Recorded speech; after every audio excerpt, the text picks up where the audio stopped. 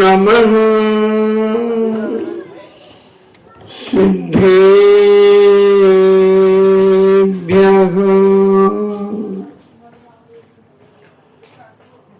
ॐ नमः सिद्धेभ्यः।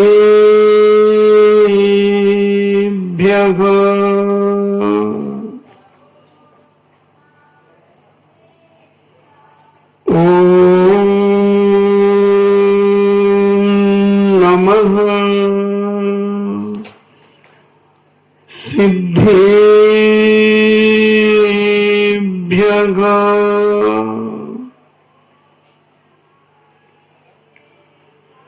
इडमो अरिहन्ताणम्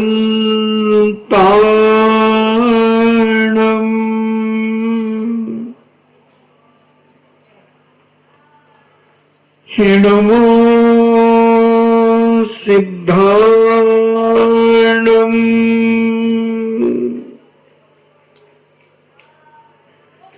इडमो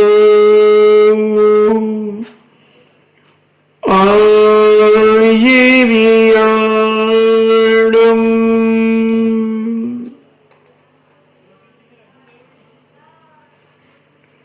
इडमो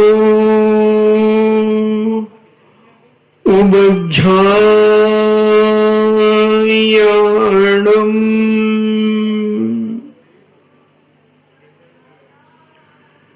इडमो लोये सब्बे साभूणम्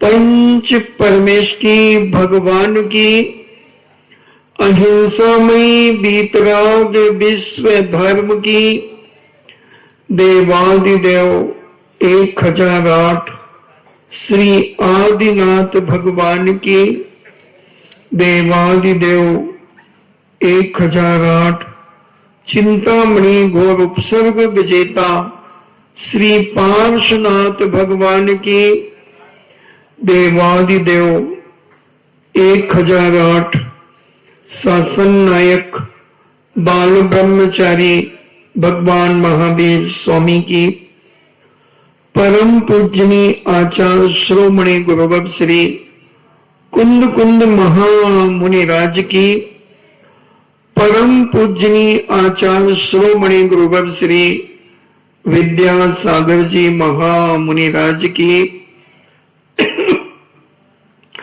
परम पूजनी निर्यापक श्रवण मुनि श्री सुधा सागर जी महाराज की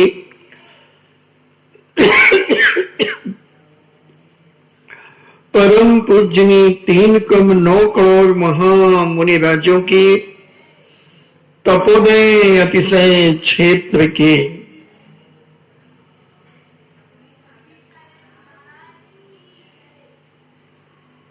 चर्चा चल रही है 10 लाख क्षण महापर्वों की।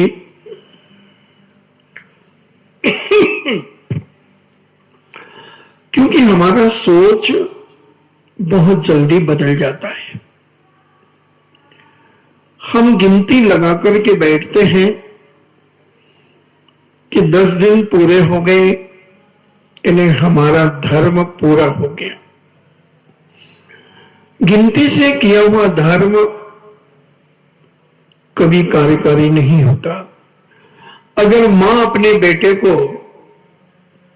गिनती करके रोटियां खिलाए तो क्या वह मां मानी जा सकती है? अगर गिन के खिलाए कि तूने 4 खा ली, 6 खा ली, 8 खा ली, मुझे तो नहीं लगता कि वो मां है। मां तो चाहती है कि बेटा जितना ज्यादा खा ले उतना अच्छा है। होटल में जरूर रोटी गिन करके दी जाती है, क्योंकि वहां पैसा वसूल किया जाता है। और जहां पैसा वसूल किया जाता है वहां हर चीज गिन गिन करके मिलती है, और जहां प्रेम वात्सल्य दिया जाता है वहां कोई चीज गिन करके नहीं मिलती। अगर बेटा है तो मां तिजोरी की चाबी भी उसके हाथ में दे देती है। अगर बेटा है तो, और अगर बेटा पद से वह पतित है तो मां का कर्तव्य है कि उसके साथ कठोरता से व्यवहार करे, कठोरता से व्यवहार करे, क्योंकि वह बेटा नहीं है। उसकी चाल चलन, उसका उठने बैठने का व्यवहार, उसका देखने का नजरिया, उसका सुनने की आदत सारी की सारी संस्कृति के विपरीत है, धर्म के विपरीत है, और परिवार के विपरीत है, संस्कृति और संस्कार से विपरीत है। ऐसी मां का वह बेटा ही नहीं है तो बेटा के साथ व्यवहार नहीं किया जाएगा बेटे का, उससे एक लड़के का या एक सामान्य व्यक्ति का व्यवहार किया जाएगा। इसलिए ये धर्म तो हमारी आत्मा की पर्याय है, और जब तक ये आत्मा की पर्याय धर्म नहीं बनेगा तब तक हम धर्म के स्वरूप को समझ नहीं पाएंगे। ऊपर ऊपर से दशनाक्षण पर्व हम वर्षों से करते चले आ रहे, 50 साल हो गए दशनाक्षण पर्व करते करते लोगों को, मगर वहां से हिले ही नहीं। एक ही जमकर के, एक ही जगह जमकर के बैठे हैं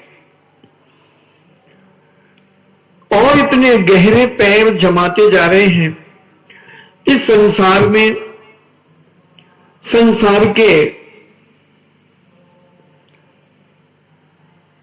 स्थानों में, और उसके बाद भी हम अपने आप को धर्मात्मा मानते हैं।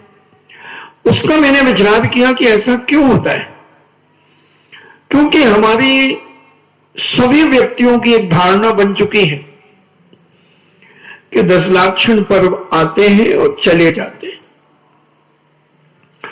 और ये धारणा बनने के कारण हमारी कसायों में कोई कमी नहीं आ पाती, हमारे अहंकार में कोई कमी नहीं आ पाती, हमारी मायाचारी में कोई कमी नहीं आ पाती, हमारे लोभ में कोई कमी नहीं आ पाती, हमारे झूठ में कोई कमी नहीं आ पाती, हमारे असंयम में कोई कमी नहीं आ पाती, हमारे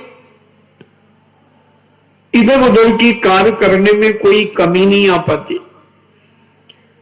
और त्याग तो हम त्याग करना तो भूल ही जाते हैं, संयम लेना तो हम भूल ही जाते हैं, हम तो असंयम में जीवन जीने लगते हैं। अकेला रहना ही हम पसंद नहीं करते, और जब अकेला रहना पसंद नहीं करेंगे तो हम ब्रह्मचर्य को कैसे धारण करेंगे। ये सब चीजें हम 10 दिन में तो कर लेते हैं, जैसे तैसे गुरुओं के निर्देशन पर, उनके उपदेशों पर हम कर लेते हैं, और फिर हमें लगता है कि ये तो चले गए, दशनाक्षण पर्व समाप्त हो गए। कैसे समाप्त हो गए? अगर जिस दिन धर्म समाप्त हो जाएगा उस दिन ये दुनिया नहीं रहेगी बंधुओं। अभी धर्म समाप्त करने के लिए, अभी धर्म को समाप्त होने के लिए भरत क्षेत्र में 81,400 कुछ वर्ष बाकी हैं जो हमारे इस भारत भूमि से धर्म के मानने वाले नहीं रहेंगे। धर्म तो रहेगा, धर्म कहीं नहीं जाएगा, धर्म तो रग रग में है, स्थान स्थान पर धर्म है, मगर इसके मानने वाले दुनिया में नहीं रहेंगे, दुनिया में नहीं रहेंगे, चले जाएंगे, अन्य स्थानों पर चले जाएंगे जहां धर्म होगा। जैसे हमने बताया था कि विजयात पर्वत की गुफाओं में उन धर्मात्मा जीवों को छुपा दिया जाएगा, उन जोड़ों को छुपा दिया जाएगा, और धर्म तो ढाई द्वीप के अंदर विदेश क्षेत्र में रहेगा। जो 32 नगरियां हैं विदेश क्षेत्र की, और अगर हम जोड़ें तो 160 नगरियों में धर्म कभी समाप्त नहीं होगा। वहां धर्म का पालन करने वाले सदा बने रहेंगे, सदा बने रहेंगे, और धर्म तो कभी समाप्त होता ही नहीं। यह तो मुझे किशनगढ़ से पता चला कि लोग कहते हैं 10 लाक्षण पर्व समाप्त हो गए। मैं सोचता था कि कभी किसी की यह धारणा नहीं होगी कि धर्म खत्म हो जाता है। कैसे पता चला? मेरे पास अजैन बहुत सारे लोग आते थे और जैन भी आते। तो एक जैन बच्चा अनंत चतुर्दशी के दूसरे दिन एक चाट के ठेले पर रात्रि में चाट खा रहा था। उसके दोस्त ने कहा कि यार तूने अभी 10 दिन तक तो कुछ भी नहीं खाया, तू तो कहता था मैं उपवास भी करता हूं, एक दिन उपवास कर रहा है, एक दिन तूने भोजन किया, और आज कैसे तू खा रहा है? बोले वो मेरे 10 लाक्षण पर्व समाप्त हो गए। तो उसने कहा धर्म भी समाप्त होता है? वो मेरे पास आ गया दूसरे दिन, बोले महाराज जी आपके धर्म खत्म हो गया। मैंने कौन सा धर्म? कौन सा धर्म? बोले जो अभी आपके चल रहे थे। हमने कहा नहीं बेटा वो तो हमेशा रहते हैं, वो कहीं जाते ही नहीं। बोले वो हमारा मित्र है, वो नीचे आ रहा है मुंह साफ करके, वो तो कह रहा था कि हमारे धर्म समाप्त हो गए। अरे मैंने कहा ये तो बहुत अनर्थ हो गया भाई। मैंने कहा उसको आने दो। 2-4 मिनट में वो आया। इच्छा नहीं महाराज, मैंने आशीर्वाद दिया। हमने कहा क्या हुआ, तेरा दोस्त क्या कह रहा है? ये तो मैं आपसे शिकायत कर रहा होगा, ये मेरी कल रात वाली। मैंने कहा क्या हुआ रात को? बोले मैं चाट के ठेले पे खड़े होके चाट खा रहा था। तो मैंने कहा क्यों खा रहे थे तुम? अभी 10 लाक्षण पर्व चल रहे हैं। बोले महाराज वो तो खत्म हो गए। मैंने कहा कहां चले गए? मर गए गया कोरोना से। उस समय कोरोना नहीं था, मगर आज मैं वर्तमान की बात कर रहा हूं। ऐसे सभी लोग कह रहे होंगे, बिजोड़िया में भी कह रहे होंगे, कैलाश के यहां चले गए होंगे आज बहुत सारे लोग, और उसके पानी पता से खा रहे होंगे, क्योंकि वो कह रहे होंगे कि 10 लाक्षण पर समाप्त हो गए, या तो कोरोना में मर गए या कहीं और चले गए। मैंने उससे पूछा कि बता मित्र, मैं भी उसका मित्र बन गया। मैंने मित्र ये बताओ, अगर यहां का कोई व्यक्ति, तुम बैठे हो और तुम्हें एक लात मार दे तो तुम्हें कैसा लगेगा? बोले महाराज गुस्सा आ जाएगा। तो मैंने गुस्सा है? बोले हां गुस्सा तो रहता ही है। और हमने कहा इतने में सुरेश पाटनी आ जाए और कहे क्या बात है बेटा? कोई बात नहीं। हाँ ठीक है अंकल। तो तुमने उसे क्षमा कर दिया ना? बोले हाँ। तो हमने फिर ये धर्म कहां चला गया? क्षमा कहां से आ गई ये क्षमा? बोले क्षमा तो है। तो हमने कहा जैसा क्रोध है वैसे ही क्षमा भी है। उन्होंने सॉरी करवा दिया तो तुमने उसे माफ कर दिया। तो इससे अपन ने क्या सीखा कि क्रोध भी है और क्षमा भी है। क्षमा भी है। अगर ये धर्म चला जाता तो फिर क्षमा कहां से आ गई? माफ करना कहां से आ गया? सॉरी कहना कहां से आ गया? सॉरी तो खत्म हो जाना चाहिए था। बोले हां, तो क्षमा है महाराज जी, पहला धर्म तो अपना रहेगा। अच्छा, तो मैंने कहा अगर एक आदमी एक कार में घूम रहा है,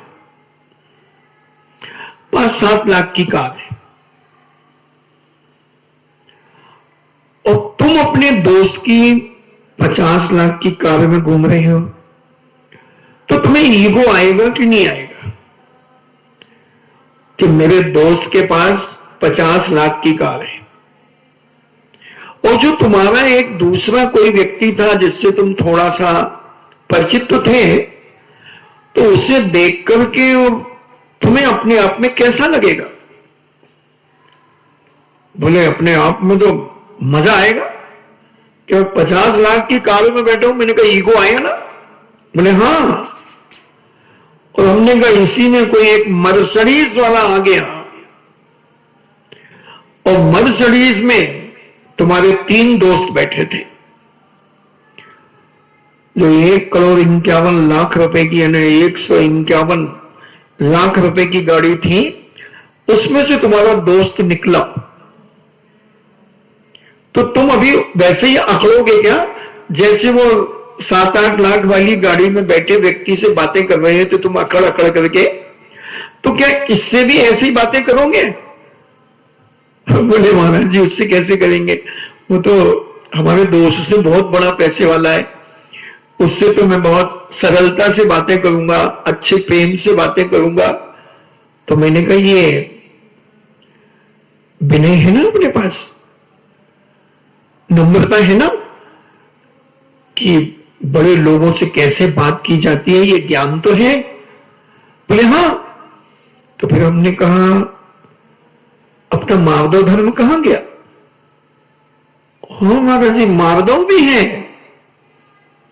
मार्दव। बोले हां, क्योंकि मैं कभी ऐसी नम्रता से बात ही नहीं करता किसी से, क्योंकि मेरे दोस्त जो हैं सब पैसे पैसे वाले हैं और सब मुझे गाड़ियों में घुमाते हैं, मगर ये जो अभी है ना ये मुझे घुमाता नहीं है। इसके और बड़े बड़े इसके बराबर के टक्कर के दोस्त हैं, तो ये हमारे साथ 5th क्लास तक पढ़ा था, इसलिए मैं इससे थोड़ा सा झुक के ही बात करता हूं। तो मैंने कहा भैया फिर मार्दव धर्म है क्योंकि तुम झुक रहे हो और इससे अकड़ रहे हो। अकड़ना भी है, ईगो भी है, घमंड भी है, अहंकार भी है और नम्रता भी है, विनयशीलता भी है, झुकना भी तुम जानते हो। और जब तुम झुक रहे हो तो मार्दव धर्म है, और तुम अकड़ रहे हो तो अहंकार है, मान है। तो हाँ महाराज जी 2 धर्म तो समझ लो है, समझ लो नहीं, हां या ना कहो, समझने वाली बात नहीं है कि नहीं? बोले बिल्कुल 100% है। हमने कहा अच्छा ये बताओ, कोई व्यक्ति या कोई रिश्तेदार तुम्हें फोन करें और कहें कि यार तुम एक काम करना, मेरे लिए निहाल पहाड़िया के यहां से 5 किलो मक्खन बड़े भेज देना। अब किशनगढ़ की चर्चा चल रही तो किशनगढ़ की बात बताऊंगा। और निहाल पहाड़िया ने 5 किलो मक्खन बड़े पैक कर दिया, तुमने पेमेंट दे दिया और तुमने ला करके रख लिया। और उनका आदमी आया और कहा कि भैया वो 5 किलो मक्खन बड़े का पैकेट। बोले हाँ ये। बोले वो पैसे तो दे रहे थे वो अंकल, मगर फिर उन्होंने निकाल भी लिए थे, वो तो चेक ही काट रहे थे क्योंकि उनके पास फुटकर पैसे तो रहते नहीं है। तो फिर उन्होंने कहा कोई बात नहीं, तुम तो मेरा नाम बता देना। तो तुम्हें कैसा लगा? मैं तो यही कहूंगा बड़े मायाचारी की, चेक काट देते, कौन सी बड़ी बात थी। 5 किलो मक्खन बड़े कम से कम 1500 रुपए के तो होंगे ही होंगे, 300 रुपए किलो मिलते ही होंगे। तो 1500 का चेक काट देते हम, तो वही हो जाता वहां पर। बड़ा धोखाबाज है आदमी दुनिया में। हमने कहा अच्छा धोखाबाज तो है ना आदमी दुनिया में? बोले हाँ। इतने में उस 5 किलो मक्खन बड़े जहां गए थे, 15 दिन के बाद वो अंकल निकले और तुम्हारे घर की बैल बजाई और कहा अरे बेटे वो उस दिन हमने 5 किलो मक्खन बड़े मंगाए थे ना। हाँ अंकल जी। बेटा वो पैसे कितने देना है? अरे अंकल जी रहने दो ना। नहीं बेटा नहीं, ऐसे थोड़ी होता है। और उन्होंने बड़े विनय से, बहुत सरल परिणामों से, बड़े उससे, और 1500 के लिए 2000 रुपए दिए और कहे बेटा उस दिन क्या खुले नहीं थे और नौकर के हाथ से मैं पैसा भेजना भी नहीं चाह रहा था, इसलिए बेटा कोई टेंशन नहीं ले। नहीं अंकल जी ऐसी कोई बात नहीं थी। और उसके बाद मैंने कहा तुमने क्या सोचा उसके बाद? बोले मुझे नहीं मालूम था कि अंकल जी इतने पवित्र सरल परिणाम वाले, इतनी विनय से उन्होंने पैसे निकाले और मेरे घर की बैल बजा करके मुझे बुला करके। तो मैंने कहा आर्जव, कितनी आर्जव ने सरलता। तो मैंने कहा सरलता है कि नहीं उनके अंदर, लोगों के अंदर? बोले है। और हमने कहा मायाचारी है कि नहीं लोगों के अंदर? बोले है। तो हमने कहा कहां चला गया आर्जव धर्म, है कि नहीं? हाँ महाराज जी आर्जव भी मान लेते हैं कि आर्जव है। वाह। अब हमने कहा सपोज करो तुम्हारा किसी के यहां निमंत्रण था, निमंत्रण में बैठे बैठे, वहीं बैठे बैठे बता रहा हूं उसे, कमरे में बैठे बैठे हमने कहा दोस्त अगर तुम्हारा किसी का निमंत्रण है और तुम्हारी सारी मनपसंद चीजें बनी है, तुम जो जो खाते हो, बढ़िया मूंग की दाल की सब्जी, बढ़िया मुलायम मुलायम लौकी की सब्जी, ये मूंग की दाल की सब्जी भी बनती है और दाल भी बनती है, सब खावे, आप जानो क्या।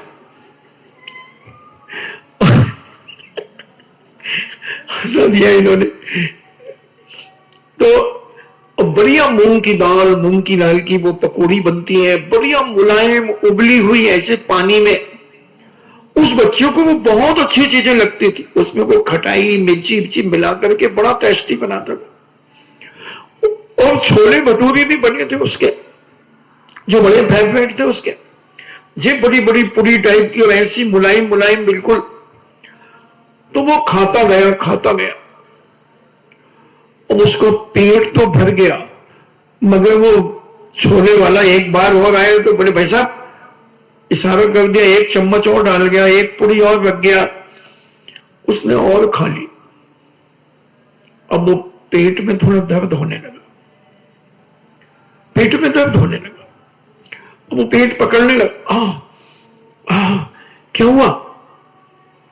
दोस्त ने पूछा क्या हुआ? यार मेरे पेट में दर्द हो रहा। क्यों?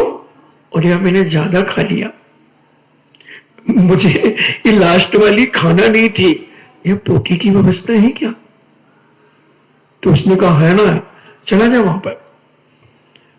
वो थोड़ी देर में पोटी करके आ गया और बैठा था, थोड़ी देर बैठ के एक आध गिलास धीरे धीरे पानी पिया और फिर उसको काजू कतली दिख गई, 4-5 काजू कतली खा गया। फिर पानी पतासे दिख गए तो पानी पतासे पी गया। फुल्की फुल्की, कोई गुपचुप कहता है, कोई फुल्की कहता है, कोई पानी पतासे कहता है, और कोई पता नहीं क्या क्या कहते हैं, टिकिया भी कहते हैं। तो ऐसे, हाँ पुचके क्या बोलते हैं तो ऐसे वो खा गया। अब फिर उसे तकलीफ होने लगी, फिर तकलीफ होने लगी उसको, फिर पोटी करने चला गया। इधर खाना वहां पाखाना, यहां खाना वहां पाखाना, बट वो खाना नहीं छोड़ रहा है। इतने में एक सज्जन आए, गाड़ी से उतरे, वो भी उस पार्टी में थे। तो उन्होंने हाथ को धोया बकायदा और एक प्लेट ली, उसमें एक पूरी, लौकी की सब्जी और थोड़े से छोले और एक कटोरी में बढ़िया मूंग की दाल, बहुत सुंदर लग रही थी। और उन्होंने उसके साथ खाया पिया। लोगों ने फोर्स किया तो उन्होंने एक आधी, बोले चपाती मिल जाएगी क्या? बोले हाँ सर। तो एक बोले आधी चपाती दे दो, और उन्होंने आधी चपाती खा ली। बड़े संतोष, बड़े सावधान थे। फिर उन्होंने पानी पिया, कुल्ला किया, और फिर भी एक जगह जूस रखा था, तो उन्होंने मौसमी का एक गिलास जूस पिया और कुल्ला उल्ला करके लिफाफा दे करके वो चले गए। मैंने, तुमने देखा? बोले हाँ महाराज जी, वो बहुत संतोषी हैं, वो ऐसी हर जगह बहुत हल्का फुल्का ही खाते हैं। तो हमने कहा तुम कितने बार पोटी चले गए अभी तक? बोले 4-5 बार चले गए। और हमने उनसे पूछो अंकल से, अंकल आप कितने बार पोटी जाते हैं? बोले बेटा मैं 24 घंटे में एक बार जाता हूं, मॉर्निंग में बस। तो अंकल आप दोनों टाइम भोजन कर? हाँ बेटा दोनों टाइम करता हूं। अच्छा हाँ। तो मैंने, कितने स्वच्छ है वो, कितने पवित्र है, मानसिक पवित्रता भी है, शारीरिक पवित्रता भी है, वाचनिक पवित्रता भी है, और सब कुछ है। तृष्णा नहीं है कि खाना मिला है तो लगे रहो मुन्ना भाई, लगे रहो। हमने कहा बोलो शौच धर्म है कि नहीं? बोले हैं, वो है, स्वच्छ है, पवित्र है। हमने कपड़ों से नहीं, मानसिकता से। कितने पवित्र है मानसिकता से। चाहे तो खा सकते थे, मगर क्यों नहीं खाया? क्योंकि ये तृष्णा, ये लालच जीवन को बिगाड़ देती है। बोलो, मैंने कहा लोभ है? बोले है। बोले शौच है? बोले है। फिर हमने कहा सत्य है दुनिया में? बोले है। बोले झूठ है दुनिया में? बोले है। मैंने एक उदाहरण सुना करके तुझे स्पष्ट करता हूं।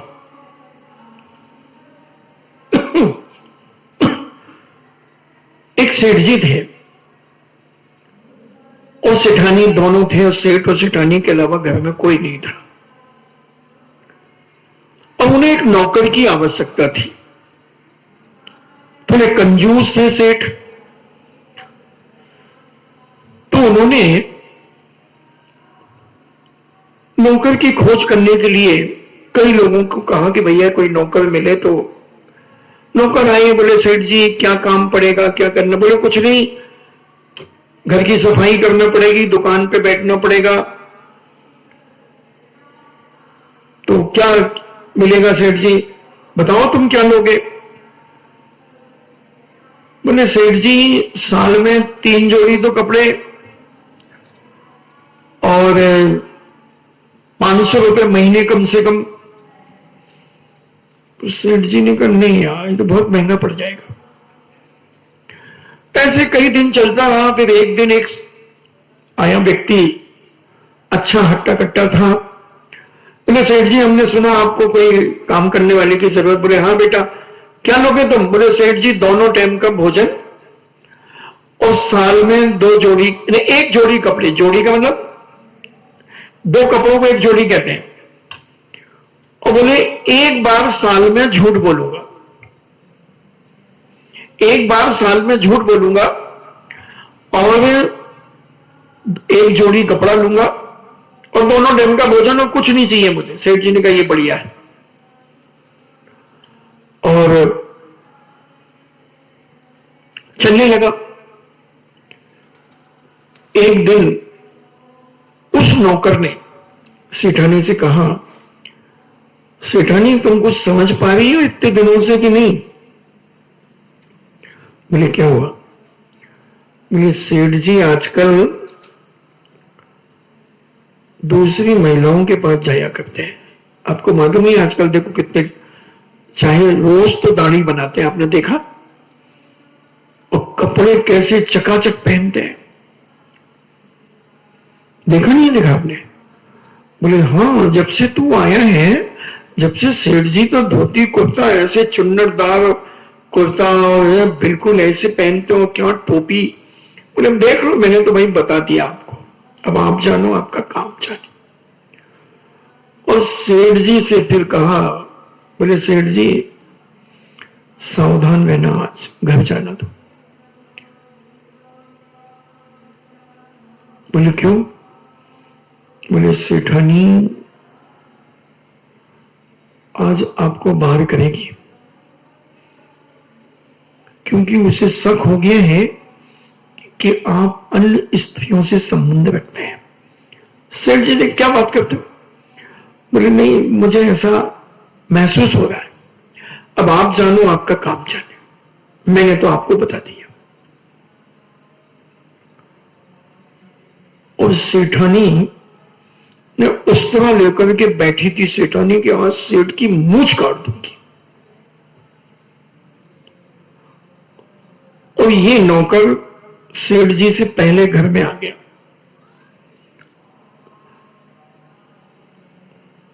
और जैसे ही सेठ जी आए तो सेठानी की तो भौएं चढ़ी थी बिल्कुल जबरदस्त।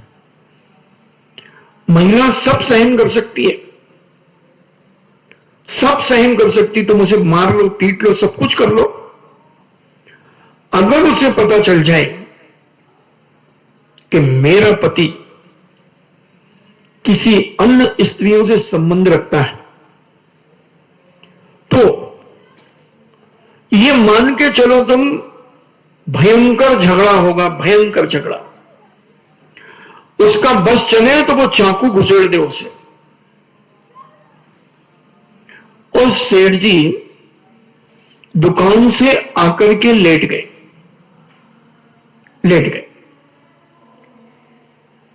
और जब लेटे तो सेठानी क्रोध में तो भरी थी, कुछ बोले नहीं सेठ जी। सेठ जी भी चढ़े थे कि मेरे ऊपर कैसे डाउट कर लिया है। और सेठ जी ने कहा, सेठानी ने कहा जो होगा होगा। और सेठानी गई, चाकू खोल करके उस तरह खोला और सेठ जी की मूंछ काटने ही वाली थी और नौकर ने हाथ पकड़ लिया। सेठ जी की नींद खुल गई। क्या हुआ? बोले मैंने कहा था सेठ जी बच गए, नहीं तो आज तो तुम्हारे चेहरे में उस तरह पड़ जाता। तो बोले ये है क्या मामला? बोले सेठ जी हमने कहा था ना, साल में आपसे एक बार झूठ बोलूंगा, झूठ बोलूंगा। सेठानी को भी याद आ गया कि ओहो तूने झूठ बोला, सेठ को भी याद आ गया झूठ बोला। तो मैंने उस लड़के से कहा, बोलो दुनिया में झूठ है कि नहीं? बोले है। मैंने सत्य है कि नहीं, क्योंकि उसने सत्य बता दिया। बोले है, सत्य है। तो हमने कहा अच्छा, अब बोलो, अब क्या आता है? सत्य के बाद क्या आता है? संयम। हमने बोलो कितने लोग दुनिया में संयम को पालन कर रहे हैं? कर रहे हैं कि नहीं कर रहे? कितने लोग अपनी अपनी पत्नियों में संतुष्ट हैं? और कितनी माताएं अपने अपने पति में संतुष्ट हैं? बोले लाखों की तादाद में, 99.9। फिर भी हमने कहा असहमी तो है दुनिया में, जो दूसरों की महिलाओं को, बेटियों को बुरी दृष्टि से देखते हैं। तो असंयम भी है और संयम भी है। बोले हाँ, संयम करने वाले भी है, पकड़े जाते हैं, पिटते हैं, बदनामी होती है। और हमने कहा संयम वालों का सम्मान होता है, आदर होता है, उन्हें लोग बड़े भक्ति भाव से देखते हैं, अच्छी दृष्टि से देखते हैं। तो बोलो संयम है कि नहीं? बोले हां।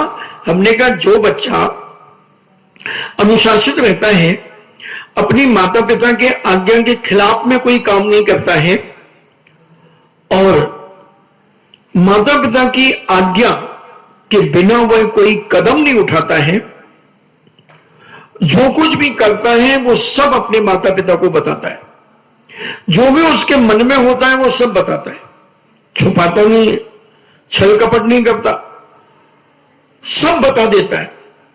इतना सरल है वो। मैं उदाहरण कई बार देता हूं कि जैसे एक छोटा बच्चा पोटी कर रहा था, मुश्किल से 3 साल का बच्चा था, तो छोटे बच्चे नालियों के किनारे उनको माताएं बिठा देती थी, तो वो पोटी कर रहा था। तो वो पान वाला, एक सामने पान वाले की दुकान थी, तो वो पान वाला उसे चिढ़ाता, सेम सेम सेम सेम। तो उसने कहा ये अंकल क्यों चिढ़ा रहे हैं उनको? तो बोले तुम सेम सेम तो हो।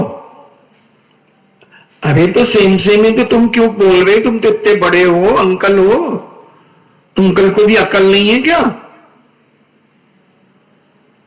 उसने फिर चिढ़ा दिया। बच्चे ने पत्थर उठाया और पान की दुकान के कांच में मार दिया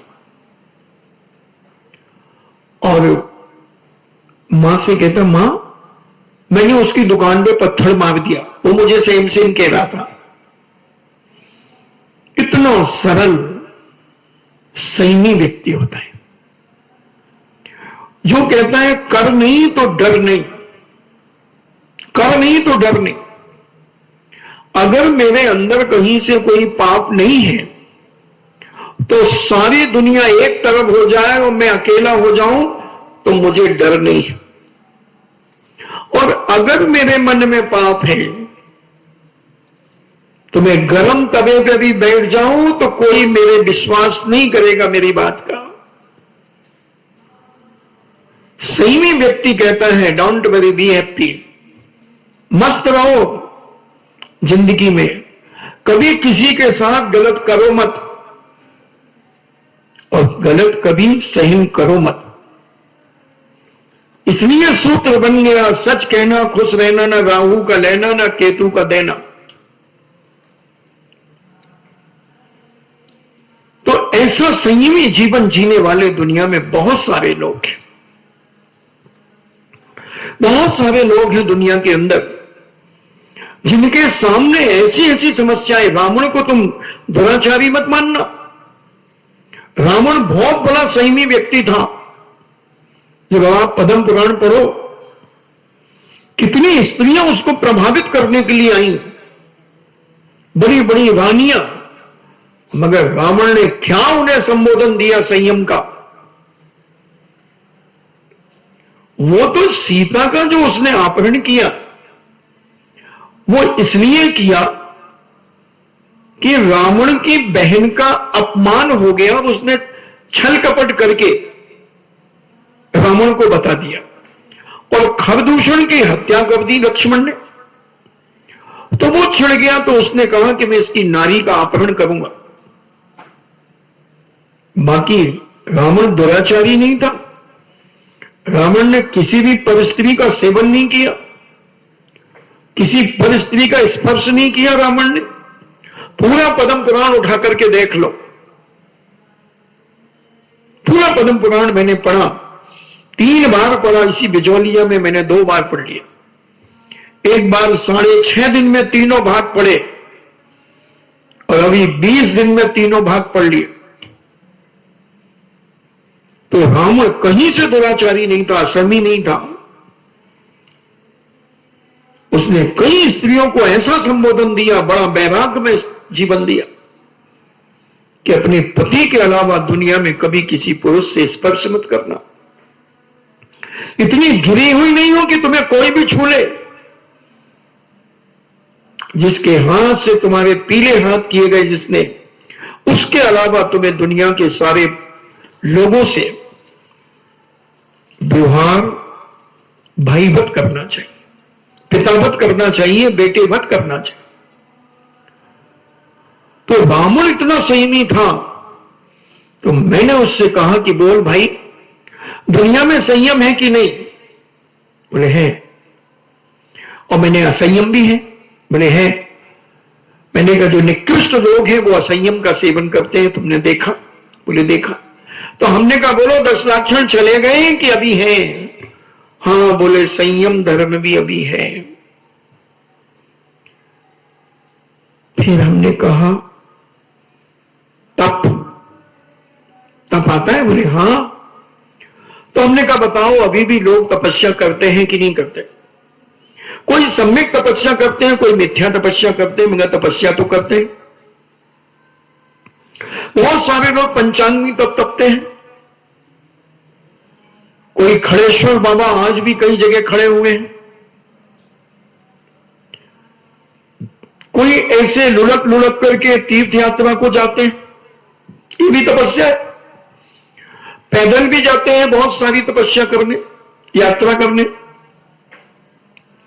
जंगलों में भी बहुत सारे लोग रहते हैं तपस्या करने वाले दुनिया में। मैंने कहा है, सरकारी आंकड़े पे 75 लाख साधु संत हैं, सभी दर्शनकार के 75 लाख। कुंभ के मेले में कितने नागा साधु आते हैं। अनेक अनेक प्रकार से तपस्या करने वाले लोग तो तपस्या तो कर रहे हैं, तो तप तो है। और ऐसे भी लोग हैं जो बिना तप करे तप भी नहीं करते। तो बोले हैं। तो हमने कहा फिर तप धर्म है कि नहीं? बोले हैं। अब क्या आया? त्याग। मैंने कहा त्याग के बिना दुनिया है क्या? हमने कुछ लोग त्याग करते हैं? बोले हां। मैंने कहा कुछ लोग क्यों? जो ग्रहण करते हैं वो त्याग करते हैं। दुनिया में ऐसा कोई भी जीव नहीं है जो ग्रहण करता हो और छोड़ता ना हो। मैंने कहा तू पोटी जाता है? बोले हां। तुमने त्याग नहीं करते? त्याग नहीं और क्या है? बोले हां महाराज जी त्याग तो है। तो हमने कहा त्याग धर्म है कि नहीं? हमने बादल काले हो जाते हैं, पानी भर लेते हैं, और अगर बादल त्याग न करें तो अच्छे लगते हैं। काले काले बादल अच्छे लगते हैं कि बिल्कुल स्वच्छ आकाश अच्छा लगता है? स्वच्छ अच्छा लगता है। तो हमने कहा वो स्वच्छ कब होता है? जब वो अपने अंदर रखा हुआ वो पानी जब नीचे छोड़ देता है तो वो बिल्कुल स्वच्छ हो जाता है, खाली हो जाता है, त्याग कर देता है। कोई भी आदमी सेठ कब माना जाता है?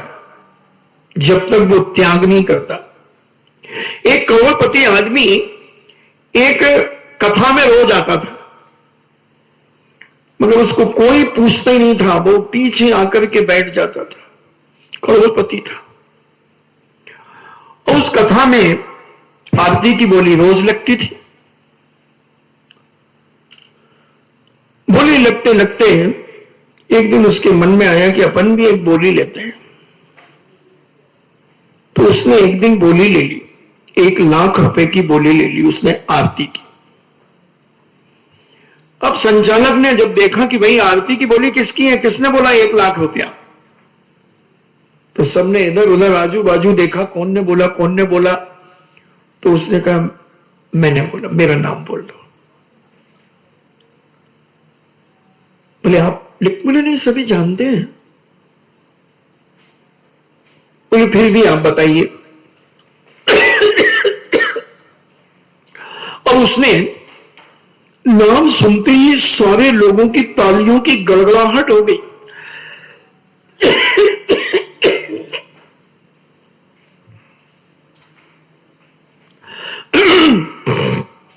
इतनी गड़गड़ाहट हो गई, इतनी गड़गड़ाहट, वो बड़ा लज्जित सा शर्मिंदा हुआ कि मैं सालों से इस कथा में आ रहा हूं, मेरे नाम की आज तक एक ताली नहीं बजी,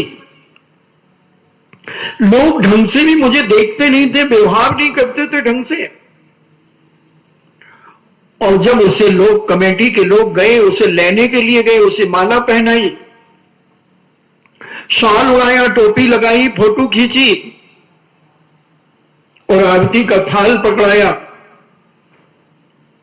और आरती होने के बाद उसने पूछा कि भैया मैं कल भी तो सेठ था, मतलब 1 साल हो गया मैं यही देख रहा था कि मैं नगर का सेठ हूं, फिर भी लोग मुझे मान सम्मान नहीं दे रहे हैं, आदर नहीं दे रहे हैं, क्या कारण है? तो वहां जो महंत जी थे, उन महंत ने कहा सेठ जी तुम अभी तक अपने घर के सेठ थे, आज तुमने जो 1,00,000 रुपया त्याग किया है, ये उस त्याग का सम्मान, बहुमान और आदर है, तुम्हारे सेठ पने का नहीं है। हमें क्या पता, तुम अपने घर में खूब गुड़ फोड़ो ना, हमें क्या मालूम। जब तक तुम गुड़ के लड्डू बना करके गांव वालों को नहीं खिलाओगे, जब तक गांव वाले तुम्हें कैसे जानेंगे कि इनके यहां गुड़ का भंडार। तो त्याग है कि नहीं? ओहो बोले त्याग तो है। तो हमने कहा फिर त्याग धर्म कहां चला गया? बोले नहीं, त्याग धर्म भी बचा रखा है, यही है। अब मैंने कहा अब आता है आकिंचन।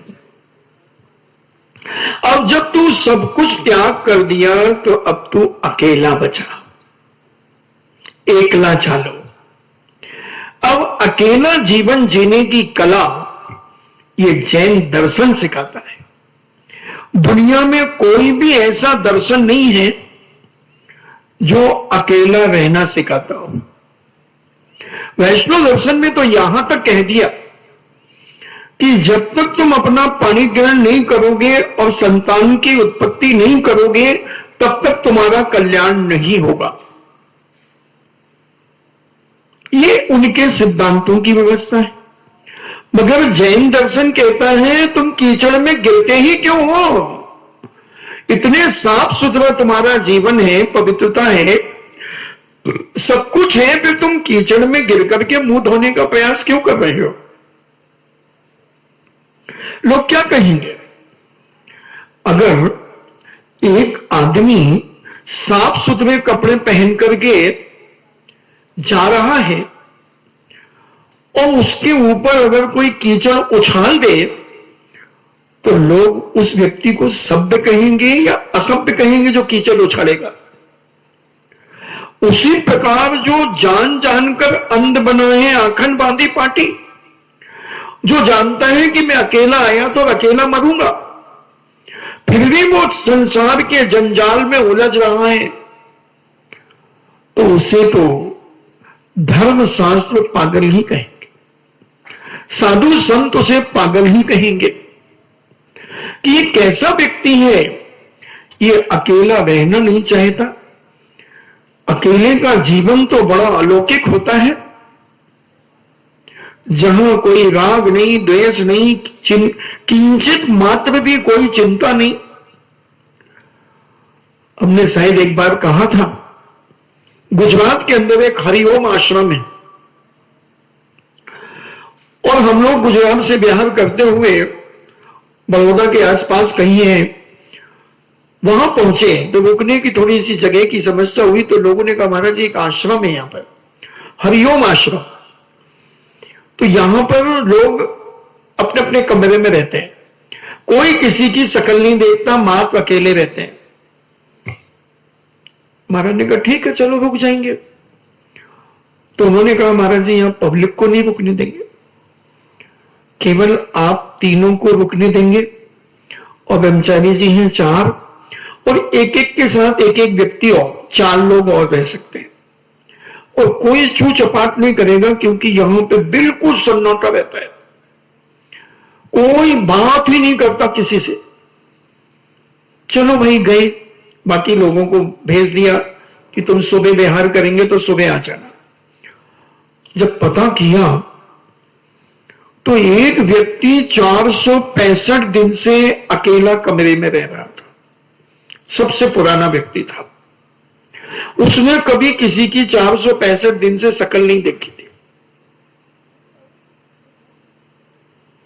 फिर वहां की जानकारी जब ली तो क्या व्यवस्था है वहां पर, जैसे ये खिड़की दिख रही है आपको, तो एक खिड़की का पल्ला इधर से है, फिर बीच में 1 फुट का गैप है, 1.5 फुट का, फिर एक दीवार है, उसमें एक खिड़की है, और इसको जो भी चीज की आवश्यकता होती है तो ये एक पर्ची बनाता है, बाहर से हरिओम की आवाज आती है, बाहर की खिड़की टोटली बंद है अभी, वो हरिओम कहेगा, ये अपनी चिट्ठी बना करके जो भी इसे नाश्ते में चाहिए, जो भी खाने पीने के लिए जो भी चाहिए, वो पर्ची में लिख करके अपनी वाली खिड़की खोल करके और रख देगा, और अपनी खिड़की बंद कर ले। फिर ये यहां से हरिओम कहेगा, वो अपनी खिड़की खोलेगा, उस पर्ची को उठाएगा, और जो भी सामान है वो सब ला करके कंप्लीट करके वहां रखेगा, खिड़की अपनी बंद करेगा, हरिओम बोलेगा, ये अपनी खिड़की खोलेगा, सामान ले लेगा। अकिंचन, अकेला। और जो व्यक्ति अकेले रहने की साधना अपने जीवन में कर लेता है वो बहुत बड़ा साधक माना जाता है, बहुत बड़ा साधक माना जाता है। उसके कर्मों की निर्जरा बहुत जबरदस्त होती है, मगर मन से भी अकेला, केवल शरीर से अकेला नहीं। वहां मोबाइल भी नहीं चलाते हैं, मोबाइल रहते ही नहीं उनके पास, किताबें हैं, एक झूला है उनके कमरे में, झूले में बैठ करके, क्योंकि गुजरात में झूले का बहुत महत्व है तो वहां झूला झूलने की आदत वहां के लोगों की बहुत है। 80% घरों में झूला मिलेगा, किसी के छत पे मिलेगा, किसी के घर के कमरे के अंदर मिलेगा, तो वो झूले में बैठते हैं, पढ़ने की किताबें हैं, सब कुछ है, और अपने आप में मस्त रहते हैं। ये अकिंचन। तो हम कम से कम कुछ समय अकेले रहने का एहसास तो करें। अगर हमें आत्मा को परमात्मा बनाना है, नर से नारायण बनाना है, पशु से परमेश्वर अगर अपनी आत्मा को बनाना है, तो हमें अकेले रहने का प्रयास करना चाहिए। मगर मन से भी अकेले, तन से भी अकेले, वचन से भी अकेले, आंखों से भी अकेले, हाथों से भी अकेले, कानों से भी अकेले, सब तरफ से अकेले तुम इतना लंबा समय नहीं रह सकते, तो घंटे भर अकेले रहने का प्रयास करो। संकल्प करो कि 1 घंटे के अंदर दुनिया टूटे तो 3 बार मेरे ऊपर टूट जाए, मगर मैं अपने आप को विचलित नहीं करूंगा। मैं यही महसूस करूंगा, मैंने आकिंचन धर्म के प्रवचन में कहा था कि कोई नहीं है, सब छोड़ करके मुझे चले गए, सब चले गए, मैं अकेला रह गया। और हमारी वैराग्य भावना, बारह भावना कहती आप अकेला हो तरे मरे अकेला होए। और देख लो, वैराग्य आ जाना चाहिए बिजौलिया की घटनाओं को देख करके। अभी कल शाम को एक भाई और आज दूसरा भाई, और 1 जनवरी में पहला एक भाई। और क्या है जीवन? कुछ नहीं है बंधुओं, ये सब पानी के बुलबुले हैं, कांच के बर्तन हैं। आदमी कब टूट जाए और कब फूट जाए कुछ नहीं कहा जा सकता। जीवन के अंदर कुछ भी नहीं कहा जा सकता। इसलिए अपनी तैयारी करो। मैंने कहा था कि जैन दर्शन मरना सिखाता है, जीना नहीं सिखाता। और जिसने जैन दर्शन को जितनी गहराइयों में समझा है, वो व्यक्ति मरने से कभी डरेगा नहीं, वो अकेला रहने से कभी घबराएगा नहीं, डरेगा नहीं, वो अकेला रह जाएगा। हम अपने आप को लोगों के बीच में ज्यादा आनंद समझते हैं, और सच्चा साधु अकेला जितना रहता है उसे आनंद उतना ही ज्यादा आता है। आप देखना, सच्चा साधु कभी किसी को बुलाएगा नहीं, कभी नहीं बुलाएगा कि तुम मेरे पास आओ। आचार्य श्री कभी बुलाते हैं किसी को कि तुम मेरे पास आओ? तुम जाओ 3 बार तो आंख उठा के नहीं देखते, कोई मतलब नहीं, कोई मतलब नहीं दुनिया से। अपने आप में रहना सीख जाते हैं। तो साधु जो सच्चा मोक्ष मार्ग की ओर बढ़ रहा है, वो कभी ग्रस्तों को बुलाएगा ही नहीं, कोई मतलब ही नहीं रखेगा। बस इतना मतलब है 10 बजे से 11 बजे तक का 1 घंटे का मतलब है, वो भी मजबूर है, क्योंकि आज सहनन नहीं है, शरीर की शक्ति नहीं है इतनी कि वह उससे भी दूर हो जाए, उससे भी दूर हो जाए। और जितनी हिम्मत होती है, जितनी शक्ति होती है, उस दिन भी दूर रहकर, मौन रहकर, किसी को बात ही नहीं करता, बात ही नहीं करता, मौन रहकर के अपने जीवन को जीता है, मौन का आनंद लेता है। कोई पेंसिल नहीं, कोई लिखा पढ़ी नहीं, ऊहा नहीं, बिल्कुल शांत आचार्य शांत बैठे रहते। कई बार दीवार की तरफ मुख करके बैठ जाते हैं, क्योंकि वो अकेला रहना चाहते हैं, अकेला रहना चाहते हैं। वो कई दिनों तक, कई घंटों तक अकेले रह जाते हैं। हम कम से कम घंटे, आधा घंटे अकेले रहने का प्रयास करें। मन से भी सबको छोड़ दें, वचन से भी छोड़ दें, काय से भी छोड़ दें, मोबाइल भी दूर रख दें आधा घंटे के लिए कि बस कुछ भी हो जाए मैं आधा घंटे यहीं बैठूंगा, एकांत, बिल्कुल मन में भी एकांत,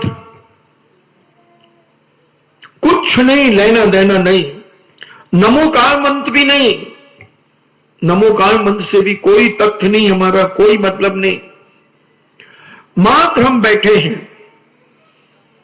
भगवान को भी मत याद करो,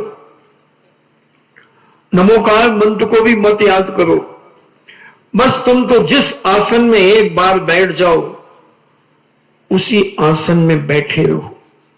कितनी देर बैठे रह सकते हो? और यही मानो कि दुनिया में सब लोग समाप्त हो चुके हैं, बस मैं अकेला जीवित हूं। उस समय की कल्पना करो, कल्पना करो। और कल्पना करने में तो अपन वैसे ही माहिर हैं। आज कल्पना करते करते ही तो लोग डिप्रेशन में चले जाते हैं। महत्वाकांक्षाएं उत्पन्न करते करते आदमी डिप्रेशन में चला जाता है, सुसाइड कर लेता है, रोना धोना शुरू कर देता है, क्योंकि उसकी महत्वाकांक्षाएं पूरी नहीं हो रही है। और उसने इतनी सजो करके रखी थी, इतनी सजो करके रखी थी, और वो हो नहीं पा रही है, और हो नहीं पा रही तो वो अंदर ही अंदर घुट रहा है। अंदर ही अंदर भी जब घुटता है तो अंत में वो मरने के अलावा कुछ सोचते ही नहीं और मर जाता है। इसलिए महत्वाकांक्षाएं इतनी पैदा ही मत करो, इतने ख्वाब इतने ओ मत, क्योंकि तुम कबूतर नहीं हो कि तुम इतने उड़ना चाहो। कबूतर तो हो सकता है तो वो उड़ लेगा, मगर वो भी एक सीमा है उड़ने की। मगर तुम्हें उड़ा देता है अगला सामने वाला आदमी। अरे मैं ये कर दूंगा, मैं वो कर दूंगा, मैं ऐसा कर दूंगा, मैं वैसा कर दूंगा, मेरे पास ये है, मेरे पास वो है। तुम उसकी बातों में ऐसे गाफिल होते चले जाते हो, और एंड टाइम पर जब उसने कहा अरे वो तो सब मैंने उसको दे दिया, फिर कैसा लगता है? अरे तूने तो आकिंचन सीखा था ना रे,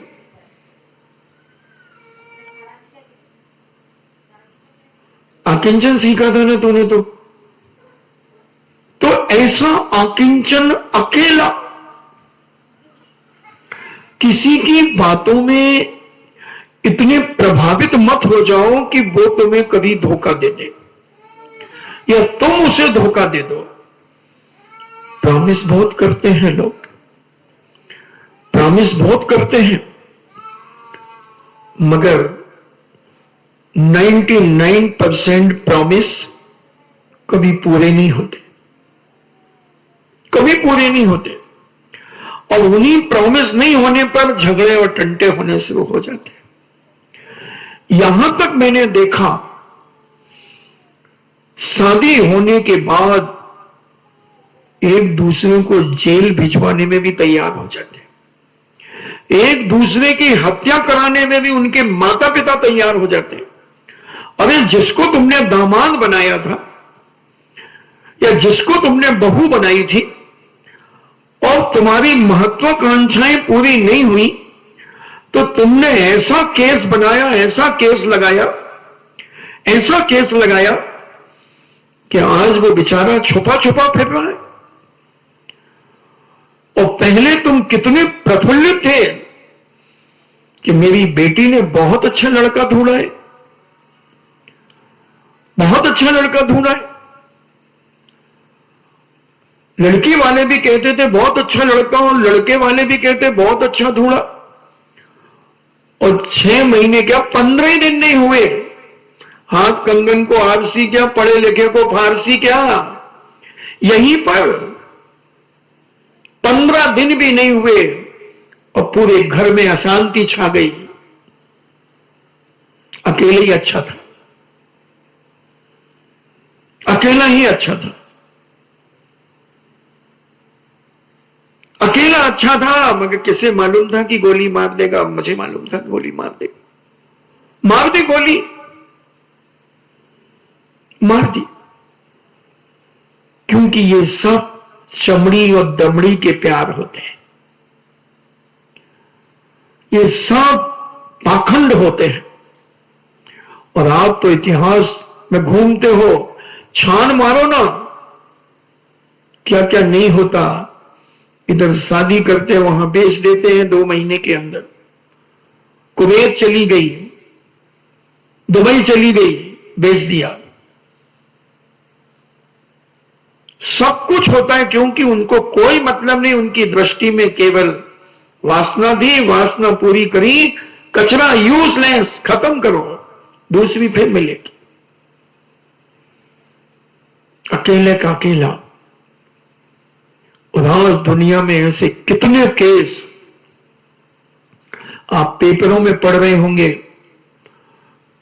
न्यूज में आ रहा होगा, सब कुछ हो रहा है, उसके बाद भी नादान अज्ञानी जीव इस सत्य को नहीं समझ पाता, इस आकिंचन धर्म को नहीं समझ पाता। इसके कारण वह आज नहीं तो कल परेशान होता है। फिर उसे साधु संतों की बातें याद आती हैं, क्योंकि उस समय वह नादान होता है। और नादानी में फिर माता पिता कहते महाराज अब कुछ करो। और महाराज क्या करें बताओ, क्या करें महाराज। आज 9 धर्म की चर्चा की, कल ब्रह्मचर्य धर्म की चर्चा अपन करेंगे।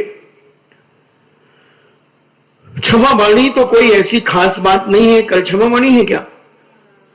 तो हमारे शास्त्रों में तो क्षमा वाणी की कोई चर्चा आती नहीं। और क्षमा वाणी कभी भी मना लेंगे अपन, तो क्या है, हाँ सब कर लेंगे हम। जिनवाणी तो पूजा की किताब तुम पंडितों ने पंडितानियों ने लिखी, उसमें क्या फर्क पड़ता है, कर लेंगे अपन को, कोई मटेरियल की कमी नहीं है अपने पास। Don't very be happy. तो आज आपका समय हुआ, तो कल अपन क्षमावाणी मना लेंगे। अभी तो अपना बहुत विषय फैला हुआ, अभी तो वो वात्सल्य पर भी चर्चा चल रही है। अशोक नगर का बच्चा कह रहा था कि महाराज जी वो वात्सल्य की चर्चा कब पूरी होगी। तो हमने कहा वो भी कर देंगे भाई, कोई बात नहीं। अभी तुम जा थोड़ी रहे हो, जा रहे हो, हाँ रहे तो फिर क्या। तो ऐसे हम आकिंचन धर्म को समझे। मैंने उससे कहा कि कितने लोग अकेला रहना पसंद करते हैं, कोई मतलब नहीं रखते। बोले हाँ महाराज जी बहुत सारे लोग हैं। तो मैंने कहा किंचन धर्म है कि नहीं? बोले है। तो हमने कहीं गया तो नहीं? बोले नहीं गया। हमने कहा अब कल अपन फिर चर्चा करेंगे। 10 लक्षण कहीं भेजेंगे नहीं, तेरे रग रग में बिठाएंगे, तेरे घर घर में बिठाएंगे, तेरे अंतरंग मस्तिष्क पे 10 लक्षण पर में सदा काल डोलेंगे। इन्हीं मंगल भावना के साथ जिनवाणी स्तुति। जिनवाणी के ज्ञान से सूझे लोकालोक, सुबाणी मस्तके धरो सदा देत हूं धोख। हे जिनवाणी भारती तो ही जपो दिन रैन, जो तेरो शरणागहे सो पावे सुख चैन। देव भजो अरिहंत को गुरु सेवा निर्ग्रंथ, दया धर्म पालो सदा यही मोक्ष का पंथ। 9 बार नमोकार।